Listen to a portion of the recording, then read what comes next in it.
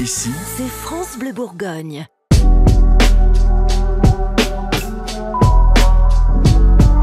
À Amada, comme en début de semaine, et malheureusement Victor Poisson qui s'est fracturé la main hier. Oui, il y aura une forme de rotation, mais avec de toute façon, étant donné qu'on a récupéré plus de joueurs, pour moi ça fait un petit peu moins turnover globalement, même s'il y aura pas mal de changements par rapport à l'équipe de mercredi notamment. Oui, c'est une très bonne chose pour nous, je trouve que c'est une bonne chose pour la ville. De pouvoir vivre des moments comme ça. Après tout, sur le tirage régional, il y avait peu de chances ou peu de probabilités que ça arrive. Et 2 fois de suite, de pouvoir accueillir 2 clubs voisins dans notre stade de Gaston Gérard, forcément, c'est déjà une bonne chose pour la ville.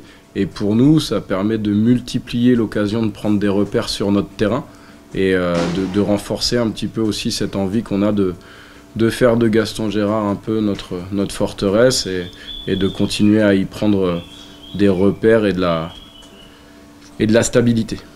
Après, ça dépend des profils de clubs de N3. On a des profils de clubs de N3 qui sont structurés différemment et qui ont des joueurs à plein temps.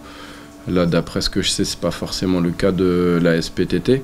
Et c'est vrai que autant entre la N2 et la N1, on a des équipes et des joueurs qui s'entraînent sur un gros volume, le matin, etc.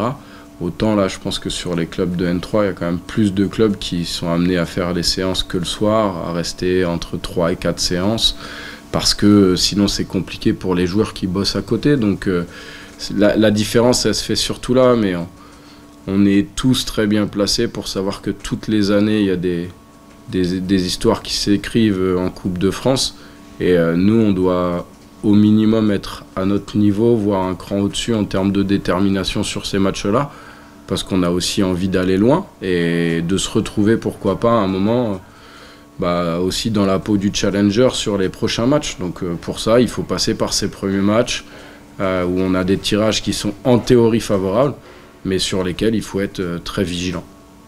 Oui. Après, dans le déroulé du match contre l'USCD, à un moment, on était à 2-1 aussi, donc on n'a pas effectivement eu ce qu'on pourrait appeler une frayeur, mais ça aurait pu moins bien se goupiller. C'est des matchs sur lesquels il faut être rigoureux, exigeant, mais c'est ce qu'on leur demande au quotidien, donc il n'y a rien de différent. Mais l'objectif, de toute façon, c'est aussi de travailler, je me répète, prendre des repères, et pourquoi pas essayer d'être plus efficace qu'on l'a été sur les derniers matchs. C'est ce genre entre eux, oui, bien sûr. Bien sûr, ouais, c'est clairement le discours de toute façon. Depuis qu'on a récupéré plus de joueurs dans l'effectif, il faut que ceux qui ont moins de temps de jeu soient là pour bouger ceux qui jouent. Ça évitera à tout le monde déjà de s'installer dans un rôle en caricaturant de sénateur. Et en plus, ça permet à ceux qui ont moins joué d'avoir de l'énergie, d'avoir un objectif et surtout de ne pas baisser la tête et baisser les bras. C'est ce que j'attends des joueurs qui ne jouent pas aujourd'hui, c'est qu'ils nous manquent chaque jour à l'entraînement et sur chaque temps de jeu qu'ils peuvent avoir, que ce soit 5 ou 90 minutes, qui sont là et qui concurrencent encore au niveau de l'équipe.